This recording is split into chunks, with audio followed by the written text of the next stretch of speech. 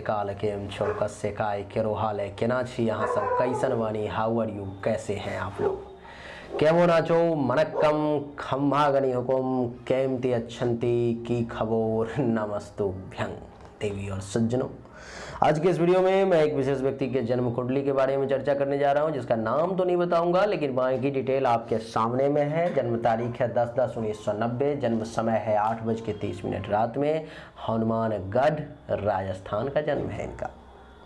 कुंडली आपके सामने में दिखाई दे रही है। कैसा रहेगा समय, इसको समझने की कोशिश करेंगे। 10 अक्टूबर 1990, 8:23 रात को, हनुमानगढ़ राजस्थान। कुंडली जो है सो वृषभ लग्न की है। आप सबसे पहले कॉपी पेन निकाल लें, जो लिखाता हूं आप लिखते चले जाएं, बाद में समझने की कोशिश करेंगे, नहीं तो अभी आपको समझ में कुछ भी नहीं आएगा। आप सबसे पहले कॉपी पेन लें और लिखें कि आपकी जो लग्न है वो वृषभ है और आपकी जो राशि है वो मिथुन है। देवी और सज्जनों, जन्म राशि की बात कर रहा हूं मैं। कुंडली के प्रथम भाव में मंगल है, दूसरे में चंद्रमा, तीसरे में गुरु और केतु, चौथे में कोई नहीं, पंचम में शुक्र सूर्य और बुध है, छठे सप्तम में कोई नहीं, अष्टम में शनि है, नवम में राहु है, दशम एकादश द्वादश में कोई भी ग्रह नहीं है। इसका क्या फल हुआ, इसका मतलब क्या हुआ, इसको समझिए। सबसे पहले ग्रहों का समय लिख लें कि जीवन में किस ग्रह का समय कब कब आएगा, और फिर मैं बताऊंगा कि जब जब उस ग्रह का समय आएगा तो फल क्या मिलेगा आपको। देवी और सज्जनों,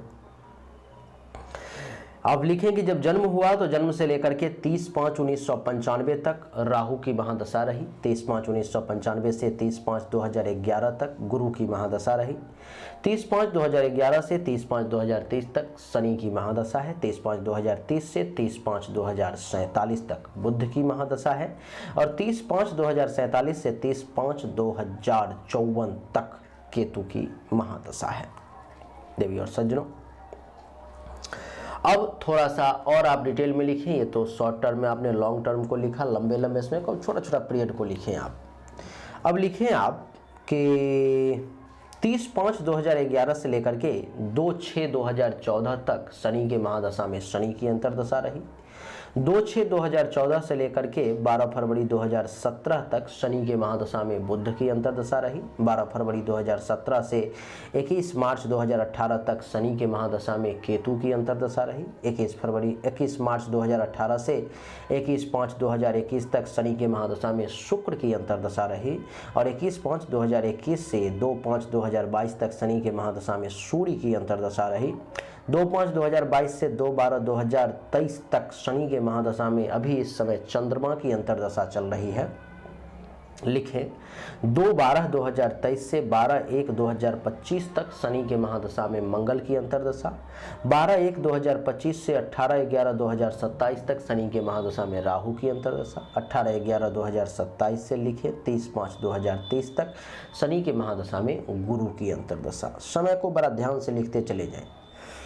30/5/2030 से लेकर के 27/10/2032 तक बुध के महादशा में बुध की अंतर्दशा, 27/10/2032 से 24/10/2033 तक बुध के महादशा में केतु की अंतर्दशा, 24/10/2033 से 24/8/2036 तक बुध के महादशा में शुक्र की अंतर्दशा, और 24/8/2036 से 30/6/2037 तक बुध के महादशा में सूर्य की अंतर्दशा, 30/6/2037 से 30/11/2038 तक बुध के महादशा में चंद्रमा की अंतर्दशा, और 30/11/2038 से 27/11/2039 तक बुध के महादशा में मंगल की अंतर्दशा, 27/11/2039 से 15/6/2042 तक जो है बुध के महादशा में राहु की अंतर्दशा, और 15/6/2042 से लेकर के 21/9/2044 तक बुध के महादशा में गुरु की अंतर्दशा रहेगी, और 21/9/2044 से 30/5/2047 तक बुध के महादशा में शनि की अंतर्दशा।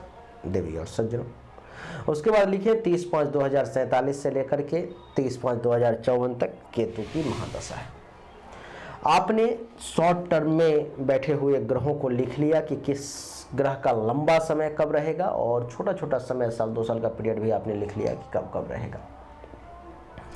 अब जब मैं एक एक ग्रह का फलादेश बताऊंगा, सूर्य, चंद्रमा, मंगल, बुध, बृहस्पति, शुक्र, शनि, राहु, केतु सबका बताऊंगा, और जब मैं ये कहूँगा कि जब सूर्य का समय आएगा तो ये होगा, तो आप समझ जाना कि जब सूर्य की महादशा अंतर्दशा हमने जो आपको सूर्य का समय लिखाया होगा तब वो घटना घटित होगी। इसी प्रकार से चंद्रमा मंगल सबका इसी प्रकार से। आइए अब चर्चा को शुरू करते हैं सूर्य से। सूर्य आपके कुंडली के चतुर्थ भाव के मालिक होकर के पंचम भाव में विराजमान है। और आपकी जानकारी के लिए बता दूं कि सूर्य आपके कुंडली में 23 डिग्री पर में विराजमान है। इससे का क्या फल हुआ, क्या मिलेगा? देवी और सज्जनों, सूर्य का जब जब महादशा अंतर्दशा या सूर्य का समय इनके जीवन में आएगा तो सूर्य क्या करेगा कि आपको संतान का सुख देगा, विद्या और बुद्धि का सही इस्तेमाल करके उचित लाभ लेने देगा। संत महात्मा ऋषि मुनि ब्राह्मण आचार्य का आशीर्वाद भी आपको मिलेगा। आपके लिए जो ये सूर्य है पंचम भाव में बैठा हुआ आपके यश में वृद्धि करेगा, चाहने वाले लोगों की संख्या को बढ़ाएगा, धर्म कर्म मंगल कार्य करने का अवसर देगा। प्रेम प्रसंग भी उस समय में आपका बढ़िया चलेगा। अचानक से धन लाभ के भी योग बनेंगे। पेट से संबंधित परेशानी भी उस समय में दूर होगी। सूर्य की सप्तम दृष्टि एकादश भाव पर, सूर्य का हमने जब भी महादशा अंतर्दशा लिखवाया होगा तो उस समय में आपको आमदनी में वृद्धि होगी, लाभ मिलेगा, उपलब्धि की प्राप्ति होगी, मनोकामनाओं की पूर्ति होगी, बड़े भाई बहन सीनियर्स अथवा उनके समान व्यक्ति से लाभ मिलेगा। बुजुर्ग जब हो जाएंगे तो पुत्र वधू दामाद का सुख भी मिलेगा। हर मामले में सूर्य का समय आपके लिए अच्छा रहेगा। सूर्य की महादशा अंतर्दशा जब भी जीवन में आने वाला हो तो उससे 2-3 महीना पहले ही बढ़िया क्वालिटी का एक माणिक्य धारण करेंगे, अच्छा रहेगा। सूर्य के बाद चंद्रमा की चर्चा करेंगे। देवी और सज्जनों, चंद्रमा इस कुंडली के तीसरे भाव का मालिक होकर के दूसरे भाव में बैठा हुआ है। चंद्रमा का समय अभी भी चल रहा है और चंद्रमा का समय जब जब आएगा तो अनुभव करेंगे कि धन धान्य संपत्ति का बहुत नुकसान हो रहा है। आप देखेंगे कि पैसा जो है आपके पास में जमा पूंजी को धीरे धीरे खत्म करता चला जाएगा। आप अनुभव करेंगे कि परिवार के लोगों के साथ चंद्रमा टेंशन तनाव की स्थिति उत्पन्न करेगा। वाणी बोलने के कारण परेशानी में पड़ सकते हैं, झूठ बोलना पड़ सकता है, अपने बातों पर में खड़े रहना, अपने बातों को पूरा करने में परेशानी उत्पन्न हो सकती है। पड़ोसी के साथ टेंशन तनाव हो सकता है। आंख से संबंधित परेशानी, मुख से संबंधित परेशानी कुछ आ सकती है। चंद्रमा की सप्तम दृष्टि अष्टम भाव पर में इस समय में आपको जो है सो अचानक से धन हानि के योग, रैंडम लॉस के योग, विदेश यात्रा, विदेश में रहने के योग और दुर्घटना एक्सीडेंट के योग, अचानक से बनते हुए काम का बिगड़ना, हर कार्य में रुकावट बाधा के योग आपके बनते हुए नजर आएंगे। पैखाने के रास्ते से संबंधित भी किसी प्रकार की परेशानी आ सकती है। चंद्रमा के समय में छोटे भाई बहन जूनियर्स इन सब का भी लाभ कम मिलेगा। खुद के पराक्रम में कमी अनुभव करोगे। धैर्य कमजोर हो सकता है। गुप्त शत्रु परेशान करने का प्रयास कर सकता है। गले, नाक, कान, श्वसन अंग से संबंधित भी परेशानी कुछ परेशान कर सकती है, इसलिए सावधान। चंद्रमा के बाद मंगल की, चंद्रमा के लिए जीवन में कभी भी मोती नाम का रत्न नहीं धारण करना है। चंद्रमा का समय जब भी आए तो आपको क्या करना है कि दैनिक रूप से चंद्रमा के मंत्र का ओम सोम सोमाय नमः मंत्र का 10 माला जाप करना है अथवा किसी बढ़िया योग्य ज्योतिष पंडित के द्वारा जो है चंद्रमा के मंत्र का जाप करवाना पड़ेगा आपको। चंद्रमा के बाद मंगल की चर्चा करेंगे। देवी और सज्जनों, मंगल इस कुंडली के द्वादश और सप्तम भाव के मालिक होकर के प्रथम भाव में बैठे हुए हैं। मंगल का समय जब जब आएगा अनुभव करेंगे गुस्सा ज्यादा आएगा, शारीरिक तौर पर परेशानी ज्यादा होगी, शरीर में बल का तो एहसास होगा लेकिन उसका सही इस्तेमाल नहीं हो पाएगा। ज्ञान में कमी होगी, विवेक का सहारा नहीं मिलेगा, शील स्वभाव बढ़िया नहीं रहेगा। चौथी दृष्टि चौथे भाव पर में सुख में कमी, माता को हेल्थ वाइज यीशु मां से दूरी बन सकती है, अनबन हो सकता है। जमीन, मकान, गाड़ी घोड़ा, बंगला, अचल संपत्ति के रिगार्डिंग टेंशन तनाव का योग बन सकता है। छाती, हृदय, फेफड़े से संबंधित कुछ परेशानी भी आ सकती है। मेंटली तौर पर भी कुछ डिस्टर्ब कर सकता है। सप्तम दृष्टि सप्तम भाव पर में जो ये दर्शाता है कि आपको जीवन साथी के साथ टेंशन तनाव का योग, काम वासना की अधिकता, वैवाहिक जीवन में परेशानी, दैनिक रोजगार व्यवसाय का अच्छा न चलना, प्राइवेट पार्ट से संबंधित भी कुछ परेशानी का योग, लिवर किडनी से संबंधित भी कुछ परेशानी आ सकती है और दुश्मन परेशान कर सकते हैं। पार्टनरशिप में भी समय अच्छा नहीं रहेगा। और अष्टम दृष्टि अष्टम भाव पर में मंगल के समय में अनुभव करेंगे आप कि अचानक से धन हानि के योग बन जाएंगी। अचानक से बनता हुआ काम बिगड़ने लगेगा, चीजें खराब होती चली जाएंगी, हर काम में रुकावट बाधा के योग बन जाएंगे, रैंडम लॉस और मांगलिक दोष की स्थिति को भी ये उत्पन्न करेगा। मंगल के समय में अनुभव करेंगे कि अस्पताल का खर्चा भी काफ़ी हो रहा है। एक मामले में जो अच्छा रहेगा वो विदेश से कुछ धन लाभ दिलवाने का प्रयास करेगा। फॉरेन में अगर रहते हैं तो वहाँ से आपको कुछ लाभ ये दिलवा सकता है धन के मामले में। मंगल के समय में भी ओम मंग मंगलाय नमः मंत्र का 10 माला या तो जाप करें अथवा ब्राह्मणों के द्वारा उसका जाप करवाएं, मंगल के वैदिक मंत्र का। मंगल के बाद बुध की चर्चा करेंगे। देवी और सज्जनों, बुध कुंडली के दूसरे और पंचम भाव का मालिक होकर के उच्च का कुंडली के पंचम भाव में बैठा हुआ है, लेकिन अस्त अवस्था में है। बुध का जब जब समय आएगा, अगर आपने बढ़िया क्वालिटी का पन्ना धारण किया तो बुध आपको बहुत अच्छा रिजल्ट देगा। पंचम भाव में बैठने के कारण ये भद्र नामक राजयोग का निर्माण भी कर रहा है। और दूसरी बात, लेकिन अस्त का है इसलिए पावर कम है, इसलिए बहुत ज़्यादा फल देने में सक्षम नहीं है। तरीका वही है कि मंत्र का सहारा और पन्ना नाम का रत्न दशरथी का धारण करेंगे तो बढ़िया रिजल्ट देगा। क्या रिजल्ट देगा? संतान का सुख देगा, विद्या और बुद्धि का सही इस्तेमाल कर पाएंगे, आपको यश में वृद्धि होगी, चाहने वाले लोगों की संख्या को बढ़ाएगा, धर्म कर्म मंगल कार्य करवाएगा, ननिहाल से भी कुछ लाभ दिलवा देगा, अचानक से धन लाभ की प्राप्ति हो सकती है, प्रेम प्रसंग भी अच्छा चलेगा बुध के समय में। सप्तम दृष्टि द्वादश राशि यानी कि एकादश भाव पर में, तो आमदनी में भी कुछ वृद्धि करेगा, लाभ भी दिलवाएगा, उपलब्धि की प्राप्ति भी होगी, मनोकामनाओं की पूर्ति भी होगी। बड़े भाई बहन सीनियर्स अथवा उनके समान व्यक्ति से भी आपको लाभ जो है सो मिलेगा। दूसरे भाव का भी मालिक है, तो बुध के समय में अगर मैंने जैसा कहा वैसा आपने किया तो धन धान्य संपत्ति भी जमा होगी, परिवार के लोगों से भी फायदा होगा, वाणी भी बहुत सुंदर मीठी रहेगी, अचल संपत्ति की प्राप्ति का योग बनेगा, पर परिवार के लोगों के साथ भी संबंध अच्छे रहेंगे, पड़ोसी से भी आपको फायदा होगा। बुध के बाद गुरु की चर्चा करेंगे। देवी और सज्जनों, गुरु इस कुंडली के तीसरे भाव में बैठे हुए हैं, उच्च के बैठे हुए हैं इस मामले के लिए, लेकिन केतु के साथ युति है तो गुरु चांडाल नामक दोष भी बना रहे हैं। इस कुंडली में गुरु कुंडली के अष्टम और एकादश भाव के मालिक भी हैं, तो कुछ मामले में परेशान भी करेंगे, कुछ मामले में अच्छा भी रिजल्ट देंगे। जैसे कि अनुभव करेंगे कि गुरु के समय में थोड़ी सी परेशानी से जो अच्छा फल मैं कहूँगा वो थोड़ी सी परेशानी से आपको मिलेगी। छोटे भाई बहन जूनियर्स का कुछ सपोर्ट मिल जाएगा, खुद के पराक्रम में वृद्धि अनुभव करेंगे, धैर्य मजबूत रहेगा। गुप्त शत्रु कुछ परेशान करने की कोशिश करेगा, लेकिन वो आप उसका पर्दाफाश कर देंगे। गले, नाक, कान, श्वसन अंग से संबंधित परेशानी आपको जीवन में परेशान कर सकती है। गुरु की पंचम दृष्टि सप्तम भाव पर में, गुरु का समय जब भी अब जीवन में आगे आएगा तो जीवन साथी का भी कुछ सुख मिलेगा, काम वासना की पूर्ति होगी, वैवाहिक जीवन भी मिला जुला के ठीक ठाक चलेगा। दैनिक रोजगार व्यवसाय में भी कुछ परेशानी आएगी, दुश्मनों के द्वारा भी परेशानी, पार्टनरशिप में भी कुछ परेशानी के योग बन सकते हैं। सप्तम दृष्टि नवम भाव पर में नीच का है, तो भाग्य का साथ कब मिलेगा, धर्म का पालन करने में परेशानी होगी, तीर्थ यात्रा वगैरह करने में भी परेशानी का सामना करना पड़ सकता है। यश में कमी, चाहने वालों की संख्या में कमी, ससुराल से टेंशन तनाव का योग, संत महात्मा ऋषि मुनि ब्राह्मण आचार्य का आशीर्वाद भी आपको थोड़ा सा कम मिल पाएगा।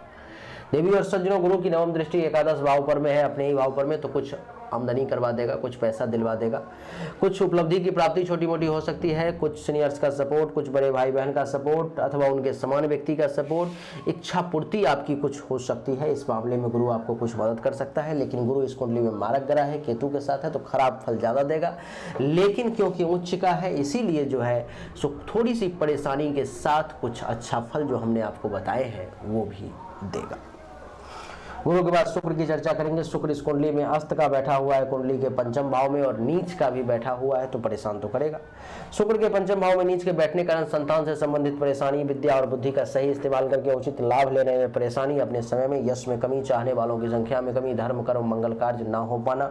आपके लिए बता दूं कि ननिहाल से भी लाभ लेने में परेशानी, पेट से संबंधित परेशानी, प्रेम प्रसंग में परेशानी का योग, वैवाहिक जीवन में परेशानी का योग, सप्तम दृष्टि एकादश भाव पर में आमदनी में कमी, लाभ कम मिलना, उपलब्धि की प्राप्ति में कमी, मनोकामनाओं की पूर्ति में कमी, बड़े भाई बहन सीनियर्स अथवा उनके समान व्यक्ति से भी लाभ कम मिलना, दुश्मनों के द्वारा परेशानी, चिंता, हेल्थ वाइज इशू, रोग, ऋण, कर्ज, केस, मुकदमा, पेट से संबंधित परेशानी, अपयश, कलंक, शोक और दुख की प्राप्ति। प्रथम भाव का भी मालिक है, तो शारीरिक तौर पर में भी कुछ परेशान करेगा, ज्ञान में भी कमी, दिमागी तौर पर में भी कुछ आपको परेशान करेगा शुक्र। लेकिन नीच का है, अस्त का है, परेशान तो करेगा, लेकिन शुक्र इस कुंडली का मालिक भी है, तो कुछ प्रतिशत 2, 4, 5, 10% आपको अच्छा रिजल्ट भी दे सकता है जो हमने आपको बताए हैं उसमें से। शुक्र के बाद शनि की चर्चा करेंगे। शनि इस कुंडली के अष्टम भाव में बैठा हुआ है, विदेश में जाकर के शनि के समय में भी आपको बहुत परेशानी का सामना करना पड़ेगा। शनि के समय में विदेश में रहने पर में कुछ लाभ भी मिलेगा, लेकिन परेशानी ज़्यादा होगी। शनि के समय में आत्महत्या वगैरह करने का विचार मन में आ सकता है आपको। शनि के समय में मृत्यु से सामना हो सकता है, दुर्घटना की स्थिति उत्पन्न हो सकती है, अचानक से बनता हुआ काम बिगड़ सकता है, हर काम में रुकावट बाधा के योग बन सकते हैं, अचानक से बनता हुआ काम भी आपका बिगड़ सकता है, पैखाने के रास्ते से संबंधित परेशानी, बवासीर, पाइल्स इत्यादि परेशान कर सकता है। तीसरी दृष्टि जो है सो अपने ही घर पर में दशम भाव पे डाल रहा है। पिता अथवा पिता तुल्य लोगों से लाभ कम मिलना, पैतृक संपत्ति को लेकर के भी परेशानी, टेंशन तनाव का योग, काम धंधा का अच्छा न चलना, पद प्रतिष्ठा मान सम्मान में कमी का योग। सप्तम दृष्टि दूसरे भाव पर में, जिसके कारण से धन धान्य संपत्ति का भी लाभ नहीं मिल पाना अच्छे तरीके से, धन धान्य संपत्ति की बर्बादी, परिवार के लोगों से टेंशन तनाव का योग, वाणी में दोष की स्थिति, पड़ोसी के साथ टेंशन तनाव, बोलने के कारण परेशानी। दसम दृष्टि पंचम भाव पर में संतान को लेकर के परेशानी, विद्या बुद्धि का सही इस्तेमाल ना हो पाना, यश में कमी, चाहने वालों की संख्या में कमी, धर्म कर्म मंगल कार्य अच्छा ना कर पाना, पेट से संबंधित परेशानी का योग, अपयश, कलंक, शोक और दुख, ये सब शनि देगा। शनि नवम भाव का भी मालिक है, तो शनि के समय में देखेंगे कि भाग्य का भी सपोर्ट उतना अच्छा नहीं मिल पा रहा है, धर्म कर्म का पालन भी बढ़िया से नहीं कर पा रहे हैं, यश में कमी, ससुराल से टेंशन तनाव, संत महात्मा ऋषि मुनि ब्राह्मण आचार्य का आशीर्वाद भी आपको कम मिल पाएगा। यानी कि शनि जो है सो आपके लिए अच्छा ग्रह नहीं है, क्योंकि विदेश में अगर शनि के समय में रहेंगे तो कुछ सरवाइव करने लायक ये छोड़ेगा, कुछ लाभ देगा, नहीं तो बाकी मामलों में आपको ये तबाही मचा देगा। क्योंकि काम धंधा और भाग्य का मालिक है और अष्टम भाव में बैठा हुआ है, तो विदेश में कुछ लाभ मिलेगा आपको शनि के समय में, विदेश में कुछ फायदा भी देगा, ऐसा नहीं है पूरा पूरा नुकसान ही देगा। लेकिन अब अंतरदशा में भी जब खराब ग्रह आ जाए, मारक ग्रह आ जाए, तब तो ये तबाही मचा देगा, तब तो समस्या है। शनि के समय में अष्टम भाव का शनि मौत भी दे सकता है। अभी अभी हमारे एक क्लाइंट की, एक व्यक्ति की मृत्यु हो गई है, ऐसे 4-5 महीना पहले। अष्टम का शनि था, बचाने की बहुत कोशिश की, पूजा पाठ के बारे में भी बहुत बताया, लेकिन आजकल के चक्कर में वो टालता चला गया और समय हुआ ऐसा कि कल नहीं आया, लेकिन अकाल मृत्यु हो गई, उसका काल आ गया। तो संभव हो तो शनि का समय जब जब आए जीवन में, तब तब जो है सो महामृत्युंजय का जाप जरूर करवा लें, नहीं तो ये तहस नहस बर्बाद करके जान तक ले सकता है। जरूरी नहीं है कि ले सकता है।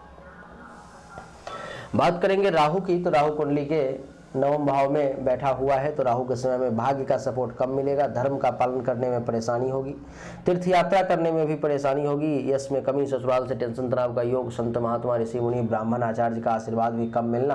पंचम दृष्टि प्रथम भाव पर में, दिमागी तौर पर में राहु बड़ा डिस्टर्ब करके छोड़ देगा अपने समय में, ज्ञान में कमी, शारीरिक तौर पर में कमी, विनम्रता में कमी, गौरव करने लायक काम नहीं करने देगा। सप्तम दृष्टि तीसरे भाव पर में छोटे भाई बहन जूनियर से भी लाभ कम मिलेगा, खुद के पराक्रम में कमी अनुभव करोगे, धैर्य का कमजोर होना, गुप्त शत्रु के द्वारा परेशानी, माता की मृत्यु भी हो सकती है, मृत्यु तुल्य कष्ट का सामना भी करना पड़ सकता है, श्वसन अंग से संबंधित परेशानी का भी योग। नवम दृष्टि पंचम भाव पर में प्रेम संबंध में परेशानी, वैवाहिक जीवन में परेशानी, संतान को लेकर के चिंता, विद्या बुद्धि का सही इस्तेमाल करके उचित लाभ ना मिलना, यश में कमी, चाहने वालों की संख्या में कमी, धर्म कर्म मंगल कार्य ना कर पाना, पेट से संबंधित भी परेशानी का योग ये दे सकता है।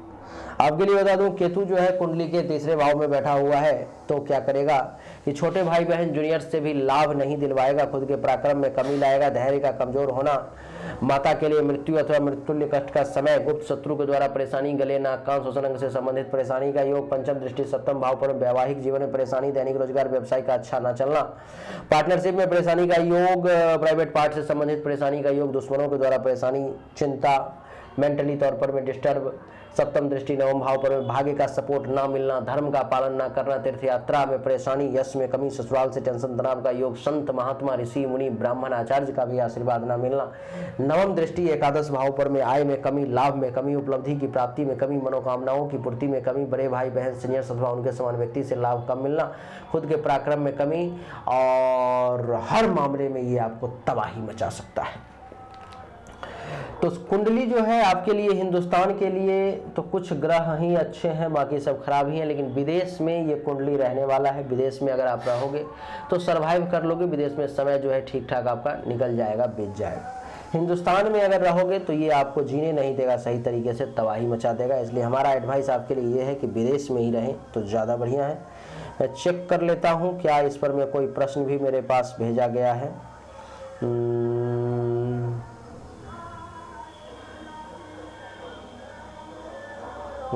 एक प्रश्न है शादी के बारे में पूछा गया है